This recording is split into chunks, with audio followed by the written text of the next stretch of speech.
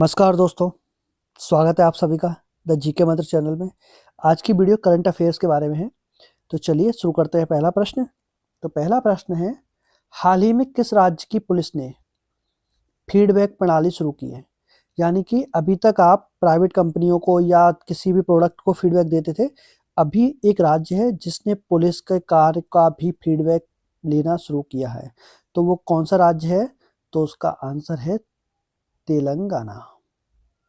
ठीक है, तेलंगाना राज्य ने पुलिस फीडबैक को शुरू किया है। इसका मेन उद्देश्य क्या है? देखिए, तो इसका पहल का उद्देश्य पुलिस की सेवा की गुणवत्ता में सुधार करना और जनता के अनुभवों के आधार पर आवश्यक परिवर्तन करना है। अगर जनता कोई अनुभव महसूस करती है तो उसको बताया जाएगा फीडबैक में, तो पुलिस उसमें आवश्यक परिवर्तन करेगी। इससे पहले भी फरवरी 2022 में दिल्ली पुलिस ने भी अनुभूति नामक एक क्यूआर कोड जारी किया था, जिसके आधार पर आप फीडबैक दे सकते थे। ठीक है, तो अभी हाल ही में किसने चालू किया? तो है तेलंगाना।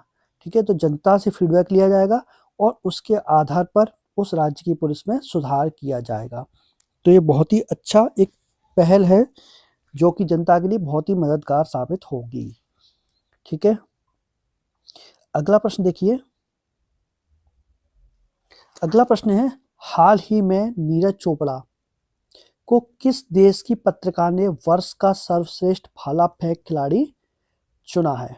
ठीक है, तो इसका करेक्ट आंसर है अमेरिका। ठीक है, नीरज चोपड़ा को अमेरिका की पत्रकार ने वर्ष का सर्वश्रेष्ठ भाला फेंक खिलाड़ी माना है। ठीक है, 2020 में जो टोक्यो ओलंपिक हुए थे उसमें नीरज चोपड़ा को क्या मिला था? गोल्ड पदक जीता था, स्वर्ण पदक विजेता रहे थे। ठीक है, और अभी हाल ही में जो 2024 में पेरिस ओलंपिक हुआ था उसमें नीरज चोपड़ा कौन सा मिला था? तो वो मिला था सिल्वर मेडल मिला था। ठीक है, या फिर उसको रजत पदक भी कहते हैं, रजत पदक भी कहते हैं। ठीक है, तो ये पत्रिका है अमेरिका की, ट्रैक एंड फील्ड्स नामक जो पत्रिका है उसने 2024 का सर्वश्रेष्ठ खिलाड़ी माना है और पत्रिका ने ग्रेनेडा के एंडरसन पीटर्स को दूसरा स्थान दिया है। ठीक है, तो 2024 में सिल्वर मेडल मिला था और पहला किसको मिला था? तो वो था पाकिस्तान के अरशद नदीम। पाकिस्तान के अरशद नदीम को स्वर्ण पदक मिला था और भारत के नीरज चोपड़ा को सिल्वर मेडल मिला था। ठीक है, हाल ही में किस राज्य सरकार द्वारा बीमा सखी योजना शुरू की गई है? कौन सी योजना? बीमा सखी योजना शुरू की गई है। तो इसका करेक्ट आंसर है गोवा। गोवा सरकार द्वारा अभी हाल ही में बीमा सखी योजना शुरू की गई है। ठीक है, इसका मेन उद्देश्य क्या है? इसके तहत 18 से 70 वर्ष की आयु की 10वीं कक्षा उत्तीर्ण महिलाओं को विशेष प्रशिक्षण दिया जाएगा और वजीफा दिया जाएगा। ठीक है, जिससे वे LIC एजेंट के रूप में कार्य कर सकेंगी। यह पहल प्रधानमंत्री नरेंद्र मोदी द्वारा परिकल्पित है और गोवा इसे लागू करने वाला हरियाणा के बाद दूसरा राज्य बन गया है। तो पहला राज्य कौन है? तो वो है हरियाणा। उसके बाद दूसरे नंबर पे कौन बन गया है? तो वो है गोवा।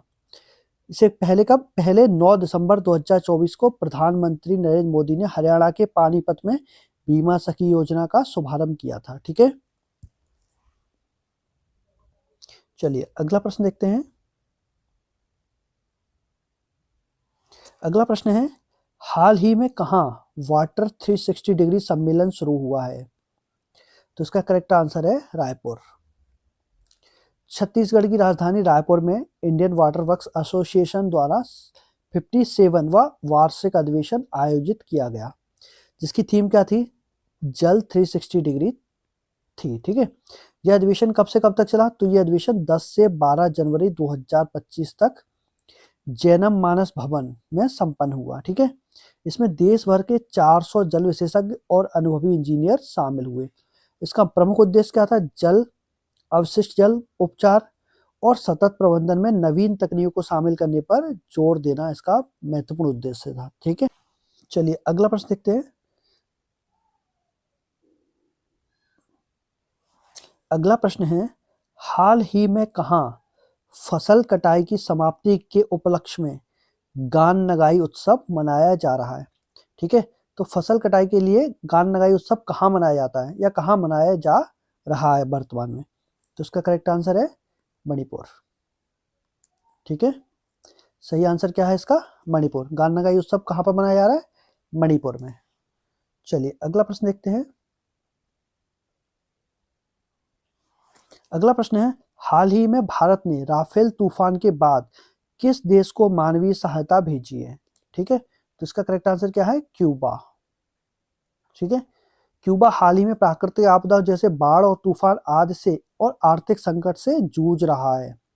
इसके चलते क्यूबा में मूलभूत जरूरतों जैसे भोजन, दवाइयां और अन्य आपातकालीन सामग्रियों की कमी हो गई है। भारत ने वसुधैव कुटुंबकम अर्थात संपूर्ण विश्व एक परिवार है, इसकी भावना के तहत और अंतर्राष्ट्रीय जिम्मेदारियों के तहत क्यूबा को सहायता भेजी है। तो राफेल तूफान के बाद किस देश को सहायता भेजी है? तो वो है क्यूबा। अगला प्रश्न है, हाल ही में प्रधानमंत्री मोदी द्वारा सोनमर्ग सुरंग का उद्घाटन करेंगे, वो कहाँ पर करेंगे, किस राज्य में करेंगे? ठीक है, तो ये है सोनमर्ग टनल, आप देख सकते हैं ये है, और ये है जम्मू कश्मीर राज्य में। ठीक है, तो सोनमर्ग टनल का उद्घाटन मोदी जी कहाँ पर करेंगे? तो वो करेंगे जम्मू कश्मीर में। ठीक है, तो याद रखिएगा इसका सही आंसर क्या है? जम्मू और कश्मीर। अगला प्रश्न देखिए। अगला प्रश्न है, हाल ही में राष्ट्रीय युवा दिवस कब मनाया गया है? तो युवा दिवस कब मनाया जाता है? दोस्तों ये हर साल 12 जनवरी को स्वामी विवेकानंद की जयंती के उपलक्ष्य में हर साल 12 जनवरी को मनाया जाता है।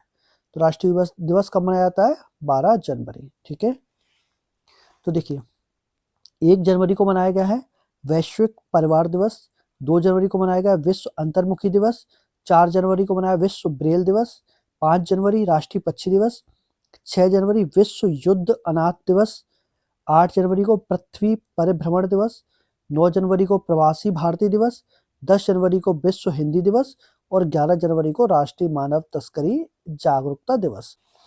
अगला प्रश्न है, हाल ही में किसने मुंबई में 29वें वाटन इंडिया इकोनॉमिक फोरम 2025 का उद्घाटन किया है? तो इसका करेक्ट आंसर है पीयूष गोयल। पीयूष गोयल जी द्वारा इसका उद्घाटन किया गया है। चलिए अगला प्रश्न देखते हैं। अगला प्रश्न है, हाल ही में भारतीय नौसेना में सौंपी गई छठी स्कॉर्पियन श्रेणी की पनडुब्बी का नाम क्या है? तो इसका करेक्ट आंसर है बाघसीर। मुंबई स्थित Mazagon dock ship builders limited ने 10 जनवरी 2025 को प्रोजेक्ट P75 की छठी स्कॉर्पियन पनडुब्बी वाघसीर भारतीय नौसेना को सौंप दी है। आप देख सकते हैं चित्र में, ये है पनडुब्बी, स्कॉर्पियन पनडुब्बी। ठीक है, जिसका ये व्यक्ति दुंदुभी बजाकर स्वागत कर रहा है। ठीक है, तो ये क्या है? ये है स्कॉर्पियन श्रेणी की छठवीं पनडुब्बी जिसका नाम है बाघसीर। क्या नाम? बाघसीर। ठीक है, चलिए अगला प्रश्न देखते हैं। अगला प्रश्न है, हाल ही में लोहड़ी त्योहार कब मनाया गया? ठीक है, तो लोहड़ी त्योहार कब मनाया गया है? तो ये मनाया गया है 13 जनवरी के दिन। ठीक है, ये एक फसल त्योहार है। ठीक है, फसल त्योहार है लोहड़ी। सोमवार 13 जनवरी को विशेष रूप से उत्तर भारत के राज्यों पंजाब, हरियाणा, हिमाचल प्रदेश, दिल्ली, जम्मू और चंडीगढ़ में मनाया गया। यह त्योहार ज्यादातर फसलों की कटाई और खुशी से जुड़ा हुआ है। ठीक है, तो ये कौन सा त्योहार है? ये फसल त्योहार है। ठीक है, याद रखिएगा दोस्तों। चलिए अगला प्रश्न देखते हैं। अगला प्रश्न है, हाल ही में जोरान मिलनोविच को किस देश का राष्ट्रपति पुनः निर्वाचित किया गया है? तो इनको किस देश का किया गया है? तो इसका करेक्ट आंसर है क्रोएशिया। ठीक है, ये क्रोएशिया के राष्ट्रपति हैं। आप देख सकते हैं चित्र के माध्यम से। इन्हें 5 वर्ष के कार्यकाल के लिए पुनः निर्वाचित किया गया है। ठीक है, चलिए अगला प्रश्न देखते हैं। अगला प्रश्न है, हाल ही में किस राज्य के मुख्यमंत्री ने स्वामी विवेकानंद युवा शक्ति मिशन का शुभारंभ किया है? तो इसका करेक्ट आंसर है मध्य प्रदेश।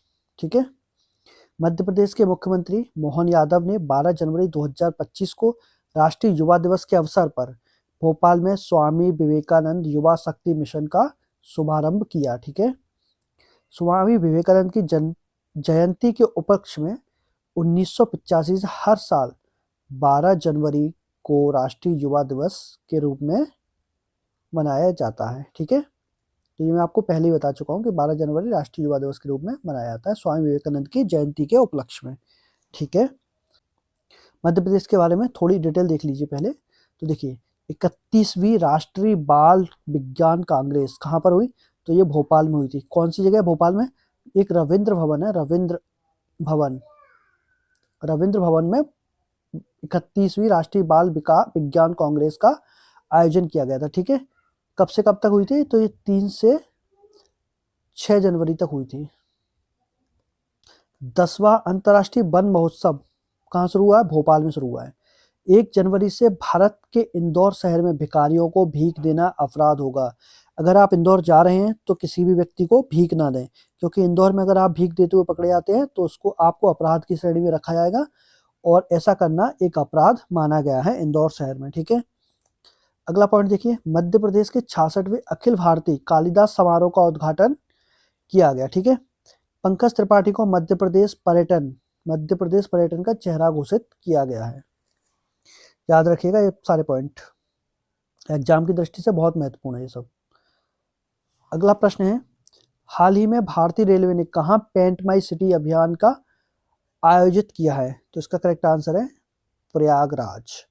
कुंभ नगरी, जो कि हाल ही में यहाँ कुंभ का आयोजन भी हो रहा है, तो कुंभ नगरी प्रयागराज को क्या बोला गया है? पेंट माई सिटी अभियान से आयोजित किया गया है। इस तरीके से वहाँ स्टेशन और रेलवे के पेंट किया गया है। ठीक है, आप देख सकते हैं कितना खूबसूरत सुंदर बनाया गया है ये।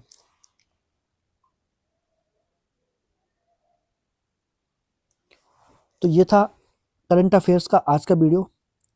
आपको वीडियो कैसा लगा कमेंट सेक्शन में ज़रूर बताइए, और आपने अगर अभी तक मेरा चैनल सब्सक्राइब नहीं किया तो चैनल को सब्सक्राइब कर लें और बेल आइकन को प्रेस कर दें, जिससे ऐसे वीडियो आपको रोजाना मिलते रहें।